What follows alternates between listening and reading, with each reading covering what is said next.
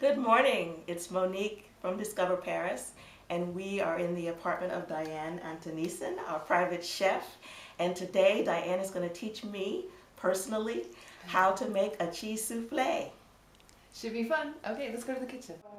This is hands-on learning, and I always like to do a demo and then leave it up to you to actually do it. Okay. Now this is very, very simple. Don't really need to demo it, but the first step in making a souffle is to butter the molds, flour it, and then get the molds into the fridge, because it's really important with the souffle to have that temperature shock difference. Oh. So that's why we're going to do that and stick it in the fridge. Okay. So it's very simple. Just going to butter it very well.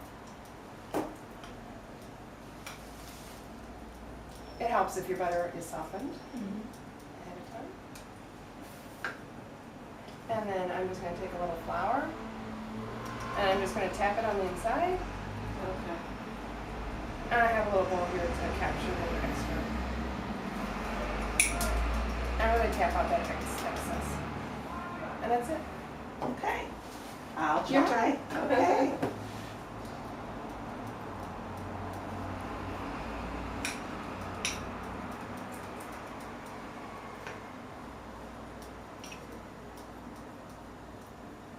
Is that good?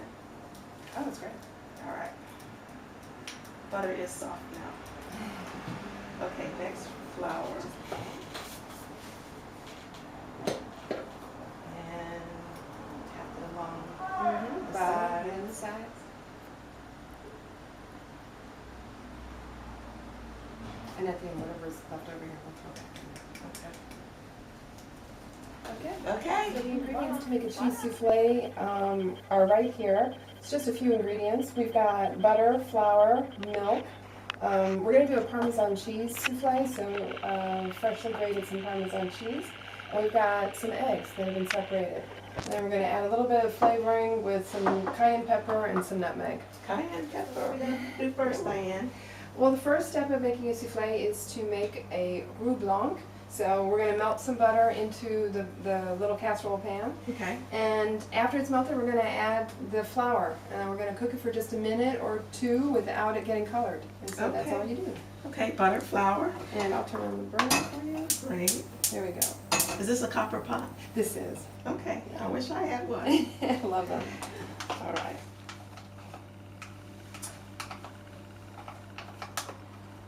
So next I'm going to add all of this flour at once and Yep. stir it. Yep, just Okay. go for it. Here we go. Just mix it in. And then after that, we want to actually cook the flour. So once you get Oh. it stirred, then we'll just let it sit there. Okay. Now it starts to, I mean, it doesn't clump, but it makes a paste. It's a paste, yeah, exactly. And now that it's at that paste level, let's just let it sit and start to bubble. And what we're doing here actually is we're cooking off that flour, so it doesn't have a floury taste. Okay, there's just a little bit I need to mix there. There we go. Is that good? Okay, yeah. Can't see that edge, but Perfect. All right. See, I worried that that's too thick. no, that's good. That's Okay. good. I'm waiting to see some bubbles. Okay. You see how it's starting to bubble there? Yeah. That's good. Yeah. So we just want to cook it about a minute or two, like I said.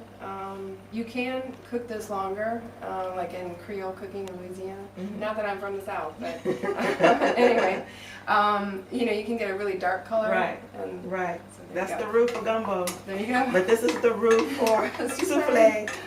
And Okay. other things, such as a bechamel sauce, which is Yeah. the next thing we're. You see how it's bubbling like that? Yeah, that That's the smells next step in good. the process is to make actually a bechamel sauce. So we've got the roux blanc here, Mhm. and we're going to be adding the hot milk, which is coming to a boil right Okay. now. And so all you're going to do is off the stove, you're going to be whisking in about half of it, and then you're going to gradually whisk in the rest of it. And the goal is to try to avoid having lumps in it. So go for it. Okay, half the milk Yeah, you're going to want to be whisking. at the same time. Well, okay, I'm a right-hander, so I gotta pour There with you my go. left.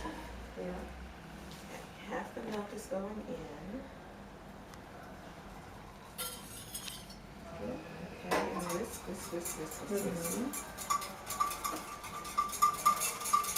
Now, I've heard that you're supposed to whisk in a figure eight. Is that true? Oh, figure eights are good. Oh, okay. Oh, and look. Oh, man. Well, you got it. That looks great. But yeah, If you don't, it's okay too. How do you? Figure eights aren't that easy, but you look like a pro. Okay, go for it. Whoop. I'm spilling. That's okay. You don't really have to do a figure eight. Oh, okay. Yeah, I was just kidding around because I was impressed that you knew about that. So, yeah, this looks really good. There are no lumps. That's fantastic. Nice and smooth. Yeah. That's exactly what you want. Okay. Okay, well, I'm just trying to be careful not to get the hot milk on you. Okay. Yes, that's a good idea. Don't scald the chef. That looks lovely. All right, and so now we're going to put it back on the heat, bring it to a boil, and then cook it several minutes. Okay. And here you want to keep it whisking continually. Okay. And so what we're going to look for are those big blurpy bubbles. And then after that, we're going to pay attention to the time. Okay. So you have to have a good forearm. Yeah. Actually, you have to have a good upper arm too. Yeah. Muscles. Yeah. Well, I definitely didn't want to start with my left hand because I'd already be tired. My left hand is for carrying things. My right hand is for doing everything else. This is super. So this is going to thicken up. And by the way, this bechamel sauce is really great in lasagnas. You can use it for the base of other sauces. You could add other things to it. Yeah, right, so well, that looks really nice. That's a great bechamel, Monique. Thank you. I am so proud. Okay. All right, next step, we're going to take it off the heat and we're going to season it. We're going to add a little bit of cayenne pepper to taste, and I don't use teaspoons or tablespoons or anything like that. Okay. I'll just take a tip of a knife and I'll add it until we like it. Okay. So then I continue to stir. Yeah, you Okay. can. I mean, it doesn't hurt. And then I'm going to just freshly grate some nutmeg here, Ooh. and we're going to add that as well. Okay. I love Nothing like- nutmeg. I do too. I really do. This is a nice little gadget my mom gave me. Okay. It's like a microplane. It's got a little recipient underneath it. That's wonderful. All right. All right. We are doing a recipe for only 4 people, so that's why the quantity is so small here. And of Okay. course we need salt, always salt. 1, 2. Well, that second one was just a Dash mini one. punches. Okay. All right, now we're going to just do a quick taste. And then after that, we're going to add our yolks, Okay. one at a time, off the heat again. Okay. And we're going to start whipping up our whites with a pinch of salt. And then we're going to incorporate the whipped whites into this sauce. Okay. So that's what we're going to do. Next. Okay. So when is it safe to stop stirring? Oh, you can stop now. Okay. While we get a spoon to taste. Okay. I'm going to add a pinch of salt. Okay. And just whip the whites.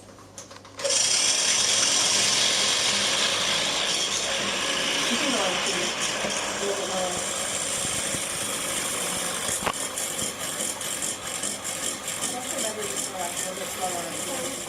We've got our whites nicely at a medium stiff heat. Gonna add half of it, and at this point, I'm just gonna stir it in like this. It's okay. At the end, we'll be careful and use the spatula to fold it in, but this first half is just fine like this. And then we're gonna be adding our Parmesan cheese. So it's right there. That's right. Okay. So Yeah, just Just sprinkle it sprinkle. in. Okay, All of stop. it? We'll just gradually incorporate it. okay. Okay, ready for some more? All right.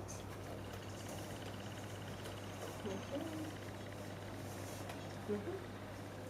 I'm going to let you do this. I'll just demo it, but first time I'll demo it. And here we want to be a little bit more careful and just do this folding process, which you've probably done before. And yeah, so we're turning the spatula and the bowl at the same time. And then it's just a process of continuing to do that. And you don't really have to worry about it being so fully incorporated. It's almost better to just let it. Okay.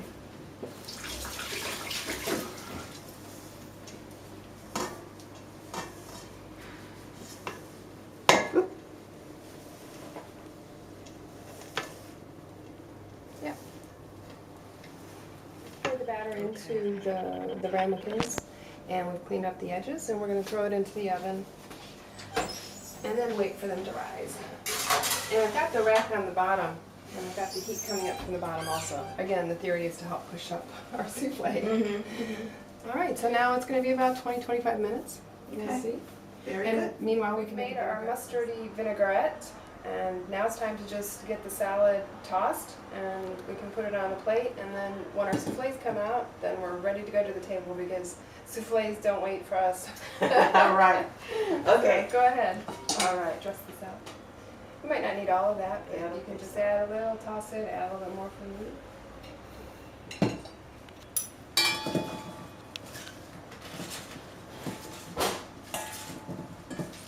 The bowl is turning on its own. Oh, okay. What do you think?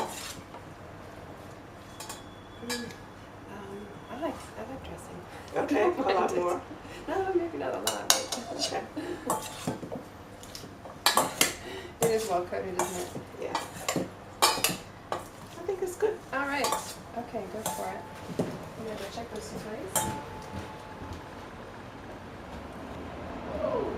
Ready? Oh, good. Good, good. So my little tapping on the bowl was not detrimental.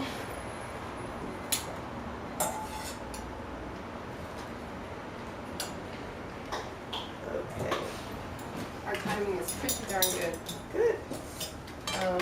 So what we're gonna do? These are the tomatoes that we got at the market yesterday. We're just gonna top each plate with a couple of them. I'm gonna cut that very well.